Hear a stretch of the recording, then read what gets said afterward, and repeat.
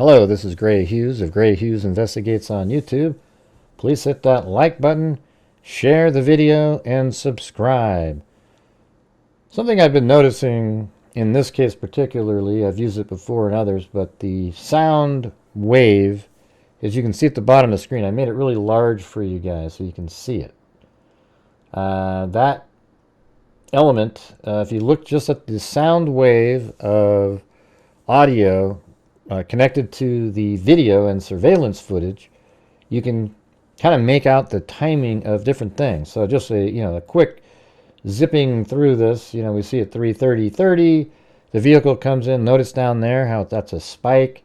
Then right here at 3:33:02 is when it's leaving. And then right here at 3:38, the vehicle's coming in. That's another spike right there. And, various times the vehicle's driving around up there, etc. But look, like right there, there isn't a lot of audio going on. That's kind of the normal look right there, the ambient sound. And then right here, the DoorDash driver comes in. And then let's see, there's some little bit of lighting going on. See, I think the DoorDash driver right now, so look at watch right here. See how it's dark right there? And when the DoorDash driver comes around, they're right there. See how the light's still on right there? That's from like the back part of her, the back lights of her vehicle. And that's why, look at right here. Watch the Elantra drive by. Look how slow it's going, because it can see over there that there's a car parked there. And then the lights turn off right now. Now, does that mean at that point she has driven away and up to the back lot? Because that's what she says. And then right here, she's walking. So it almost feels like she didn't move right away to the back like she claims. It's like the lights of her vehicle are still on at 3:48:39. And it could be that right then, let's see what it sounds like. Hold on.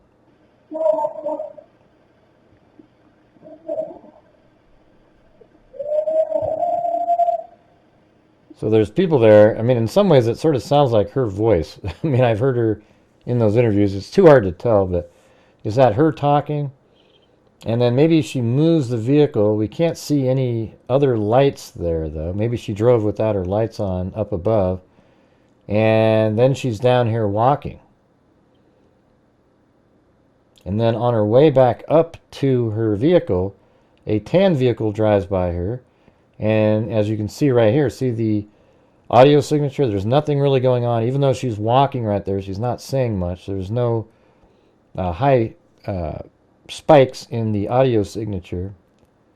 And then the tan vehicle leaves, and there's not much going on again.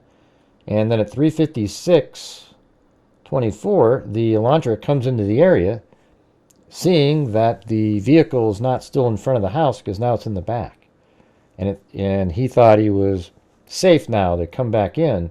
But when he drove around, he saw that there was a vehicle with a person in it, which is the DoorDash driver.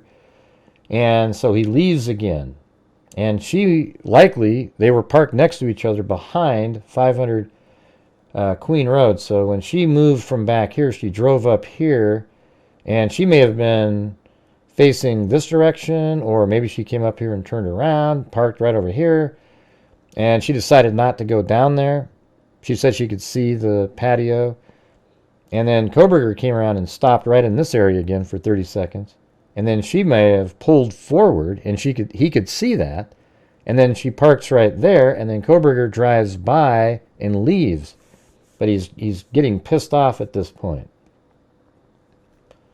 So here is the audio signature. There is the Kohberger's vehicle leaving. But here, watch this right before that. See this little light here? I think that's the DoorDash driver parking right in the front. And then here comes Kohberger's vehicle. One thing I wanted to check is when it's leaving, does it light up twice each time there? If so, then maybe that isn't the DoorDash driver. So let me see. So it comes in, and then when it leaves at 3:40, no. See how it doesn't light up there? right there, you would see it light up again just like it does. And let's go to the first pass just to have an extra test. No. See? That pass and pass number 2, it does not light up here when it's driving on that side road. So we can assume then that this is a different vehicle right in this time frame right before that. See that right here? That light right there is likely the DoorDash driver pulling into the front. Then the Elantra drives by, passing the DoorDash driver, and leaves. Now watch when it goes up here, how slow it's driving. Look at that. He's watching that DoorDash driver, knowing that it's there. He doesn't know that it's DoorDash, but... Alright, so we got that. And then he comes right back in. He does a U-turn up there, comes back in, and he sees that the DoorDash driver is still there. And at this point, they've already delivered the food and are going back to their vehicle right now. But Kohberger does not want to go in at that point, so that's when he drove around, all the way around. In fact, I'll show you again for people who haven't seen it. And by the way, the camera is on the front of this building right here. This is 1112 King Road. And the camera is facing that direction, so it's right here. All right, filming this direction. This is 1119. This building is 1127. This is King Road, and this is Queen Road. All right. The house where the homicides took place is right here, so it's not visible from that camera. This is 1122 King Road. So when the Elantra was driving away right here, or, you know, I guess north on Elantra Drive, not really away, it's coming down like this, and it looks over and it sees the DoorDash driver parked right over here in front of 1122 King Road on the street because of the way the lighting is. Then he drove around like this, and instead of going into the complex, he drove around, and then drove by this Ridge Road building here. I think it's 1125 if my memory's correct. And it picks up the fact that it's missing a front license plate and the year range from 2014 to 16, and it's a white Hyundai Elantra. And then the vehicle drove around like this, around on Walenta Drive, and now it's going to go back into the complex. And what it does in here, just really shortly, is it goes like this, does a 3-point turn, comes back, tries to turn around or park right there, does a 3-point turn here, then goes around and ends up parking somewhere in this area initially. And then I think later it moves forward to about right there, right around 413, something like that. All right, so let's get back to the audio signature. So now the vehicle comes back into the complex. There's some audio right here. Let's play this.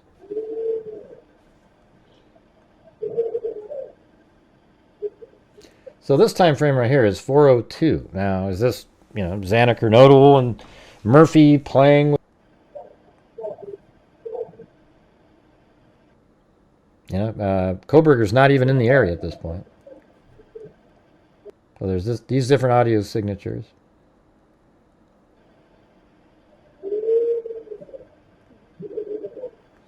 And it could just be the people in the same house right here. We don't know. And let's move it right here. It's 4:03, 4:04. And right up above there, you can see the Elantra coming back into the area. It's driving kind of slow, checking again to make sure. And now it enters into the facility. And this time he wants to double check. So he drives back behind 500 Queen Road. Now look up here again. So let's move it forward, and he does a 3-point turn back behind 500 Queen Road, as I just showed you with the little model of the vehicle on Google Earth. And then here it comes down. Now notice the, sort of interesting. See how the headlights go down, and then they straighten out again, and then there is the vehicle, and then right in that area it tries to turn around or park. So what we're looking at there is this. See, that's the building in the background. This is the building with the camera on it. That's 1119 King Road. Now look back behind us over here. See how there's this steep hill? So as the vehicle is at the top of that hill, the headlights at the top of this building, and then as it goes down, the headlights tilt down on that building and then straighten out as it gets to the bottom level. And then it tried to turn around or park right there, and then it does a 3-point turn over here and then comes back towards the camera right here. So here we go. It does a 3-point turn and goes back behind. And then look up in the upper left-hand corner, up here. You'll see this is about when the car comes around. So here we go, right there. So this is going to be at 4:07:48. All right. So we got that. And then look how there's nothing here, though. See, look at the audio down here. I've shown you. It's silent. It's silent. It's silent. It's silent. So there is some audio right around this time frame here. Listen to this. Now that's a vehicle, and I think that is the Elantra quickly moving up to the side street further up. So I would say that at that point the Elantra was parked here looking, and he saw, okay, there's nothing going on now. I'm about ready to go in. He pulls forward over here. He's doing his last bit of preparation, and I think he walks down, and then maybe he even walks back up here and then down like this just to throw people off from where he parked from. All right. You may have thought investigators would be, if they tracked it this way, it might lead directly to him. So he does sort of a different kind of a route, walks back here and then down. That might explain those footprints. We might not ever get to know the answer to that question. So we go back to this. And at 4:13, we hear that sound. And then look how there's nothing. And then I think right in this time frame here, see how there's some peeking there, and then all of this over here is Murphy barking. So the crime took place, I think, between 4:15 and 4, I'll say like right around in this time frame, 4:18, right here. Right as Murphy starts barking, and Kohberger probably leaves the house right around like 4:18. So that is what? 3 minutes and 20 seconds. Now you might think, wow, that's ridiculous, Gray. There's no way. But listen, I mean, look, let me read this thing. I'm going to read this whole document, and I think you'll find it really interesting. Based upon the processing of the crime scene and evidence collected, investigators believed Kohberger drove to the area and parked at the back of the residence. There is a paved parking area directly to the south that overlooks the back of the residence. Kohberger most likely entered the residence through a sliding glass door located on the second level and rear of the residence, and then proceeded as follows. A. After entering through the sliding glass door, Kohberger walked through the kitchen area and to a set of stairs that led up to the third floor.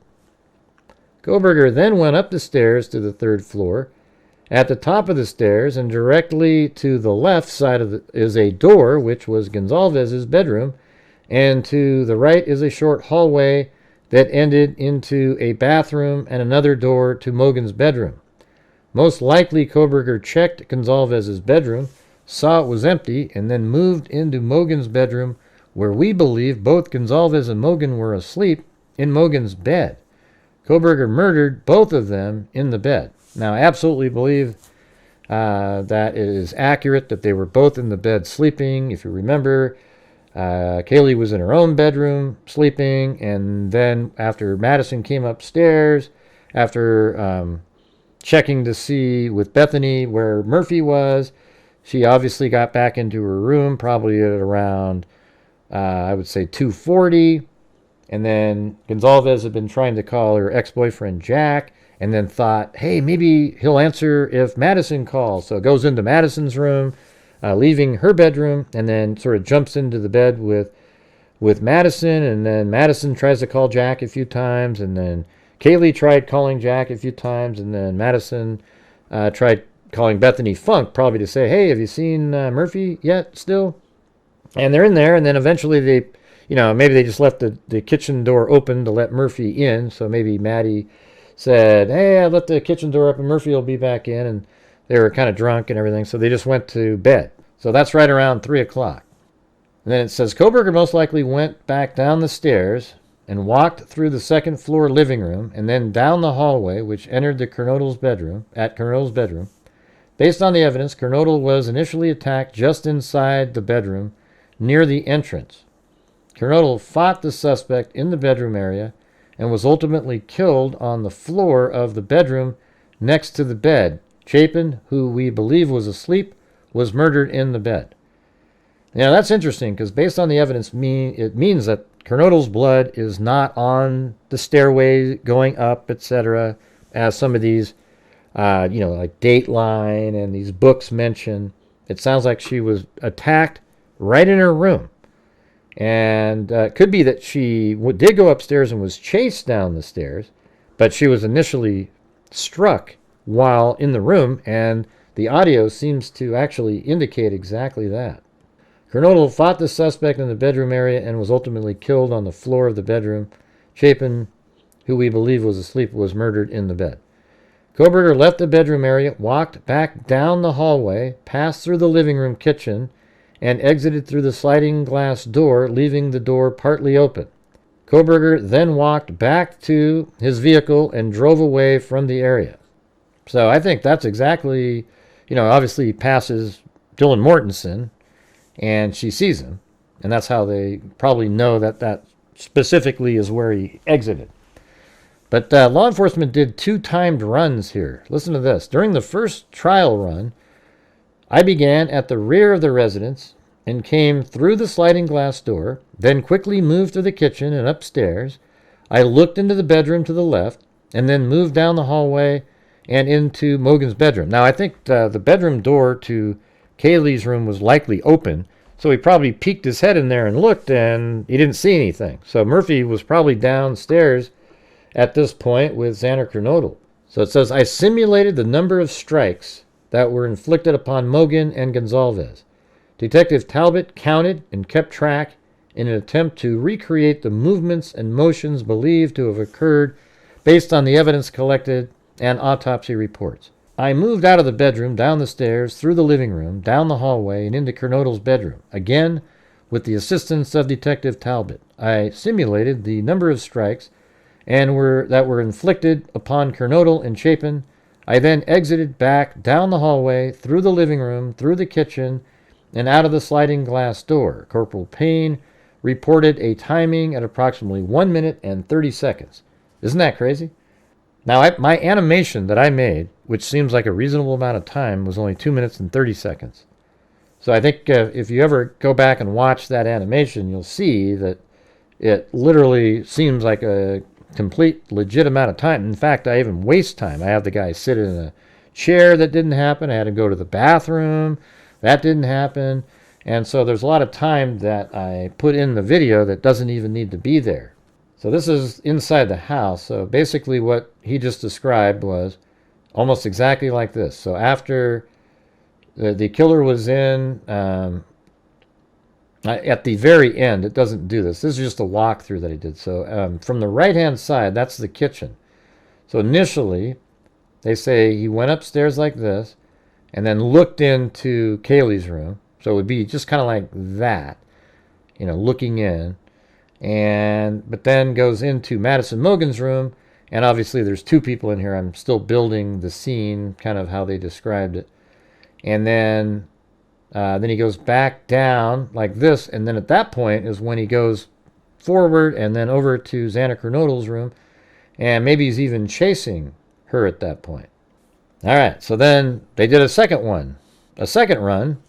It was much slower and more deliberate. I followed the same path throughout the residence, but at a much slower, methodical pace. I again entered through the rear sliding glass door, opening it slowly to make no noise while doing so.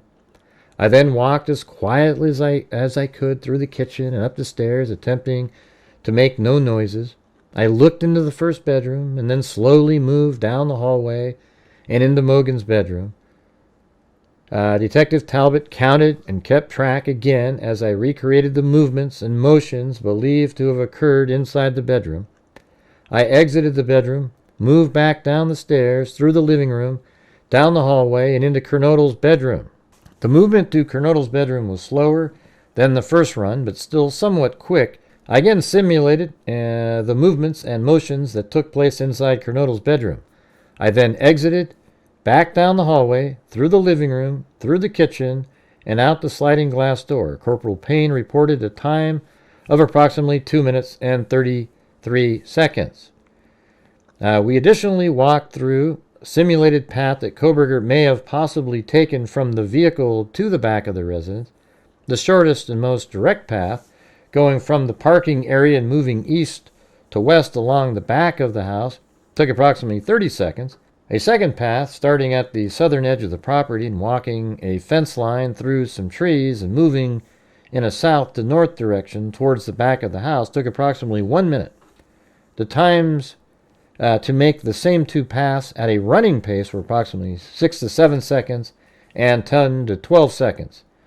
The timed runs revealed that it was possible for Kohberger to have carried out the murders in as few as 2 minutes and 6 seconds, going at a fast pace in the shortest route to the vehicle, or as much as 3 minutes and 45 seconds, going at a slower pace on the longer route to the vehicle. This concluded the simulated timed runs. So 3 minutes and 45 seconds.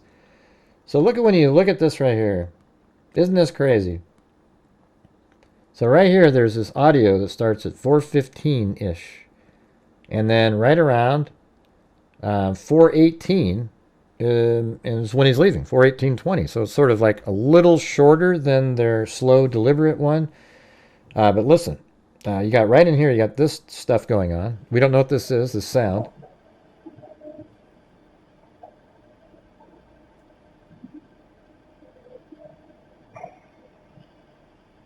I mean, is this one we're hearing? Is somebody here? There's somebody here.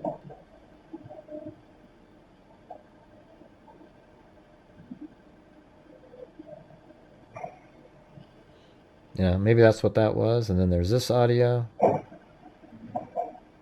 Now this sounds like it's closer, maybe in this house. So that's what's hard to tell, right? So then you go all the way down here, and then right around 4:16:36, we start hearing stuff.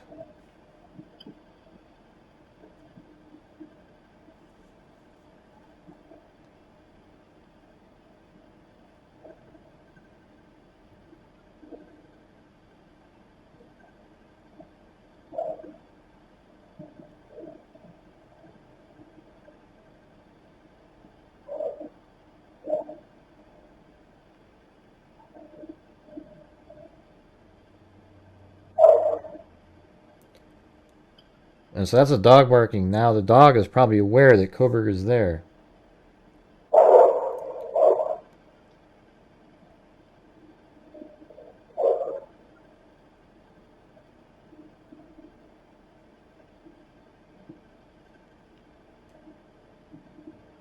See, Murphy barking is really a huge indicator.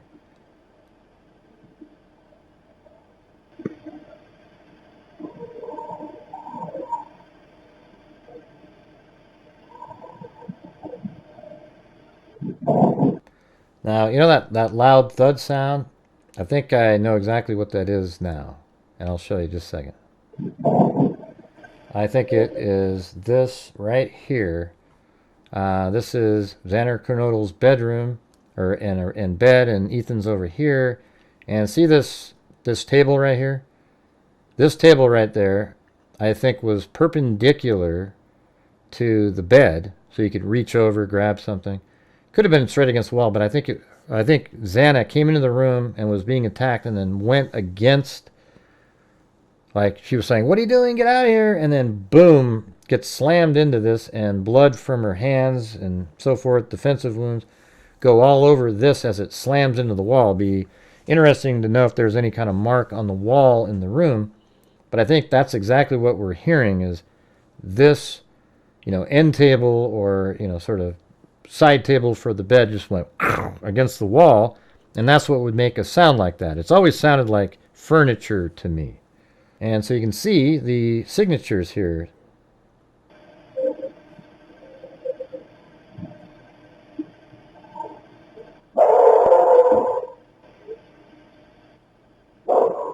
And Murphy's really, just keeps barking. So look at the time it is, 4:17:52.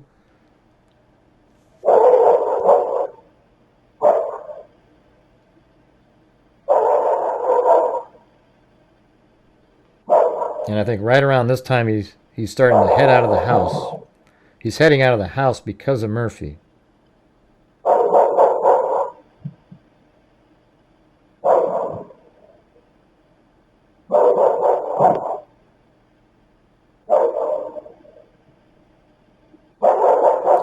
Yeah, but isn't it interesting though? Just looking at that. So just look at the audio file. You know, all these different times the vehicle's driving by, etc. If you zoom out, you can really see it. Then there's this long gap right here from, you know, this is when the car stopped. And then we don't hear anything for a while. And I think he took a while to get into that house and got ready and prepared, and he was ready to go. And it's right here at from 4:15 till about like 4:18:12, which is 3 minutes and 12 seconds. That is the time frame where he killed everybody in that house. It's possible that right around in this area right over here that he was upstairs and maybe killed Madison Mogan and Kaylee Gonzalez quietly, and then, you know, right around in here, this is other audio associated with, you know, Xana Kernodle, but I don't know. I think when she says, "What are you doing? Get out of here," there was a lot of time before that at the 4:15 mark. So I think he's upstairs, and you know, she probably was upstairs right before that, they say, and maybe ran down. And he's following her, and that's why she's saying, "What are you doing?" And maybe after she said that, he said to her, "It's okay, I'm here to help you." You know, "What are you doing? Get out of here. It's okay, I'm here to help you." But we don't hear that part. Anyways, I thought you guys would find that interesting. You know, how the timed run that they had matches the audio signature in here. Nothing, nothing, nothing, and then boom, the spike here, and then Murphy barking, barking, barking. Oh, and then by the way, when you know, you see how Murphy's barking? You see the spikes here, and then as soon as the Elantra leaves, Murphy stops barking, threat's gone, and then starts to bark again because of distress from what had happened inside the house, and he just keeps barking and barking and barking. So there's a lot to be learned from the audio signatures in surveillance footage. All right? So I hope you guys found this interesting. Let me know in the comments what you thought. Make sure to hit that like button before leaving. And as I always say, everybody, until next time, be safe out there.